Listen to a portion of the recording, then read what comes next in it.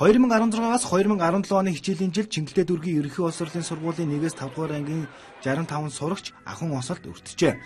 Энэ тоог цаашид өсөхгүй байх, хүүхэд багчуудаа ахуйн осол гэмтлээс урьдчилан сэргийлэх зорилгоор Чингэлтэй дүүргийн цус даргын тамгын газрын захиалгаар Алтан код уран бүтээлийн нэгдлийн бүтээсэн Уймээзэд тохиолдсон явдал хүүхдэд зориулсан соромж жүжиг өнөөдөр нээлттэй хийлээ. Хүн гэдэг ухаантайж хэлхээс санахгүй, цаас гэдэг нэмж жижигээс цоорохгүй гэдэгчлэн бас анхааруулга сэргийлүүлэх үүднээс ингээд жүжигэн хэлбэрээр бас хүүхдэдэд одоо ийм сургамж өгөх манай одоо болгоомжлуулах өрсөн хэл чиглэлд нь одоо ийм бас уран бүтээлийн халтаа нэгдэлтэй хамтлаг ийм хүүхдийн сургамж жүжигийг бол үзүүлж байна.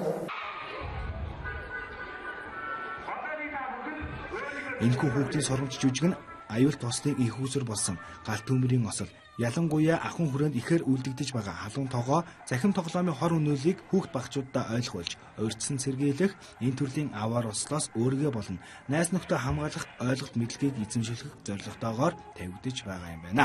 Жүжигийг дүүргийнхээ нийт 14,080 хүүхд багчуудад өн төлбөргүйгээр үзүүлэх юм байна.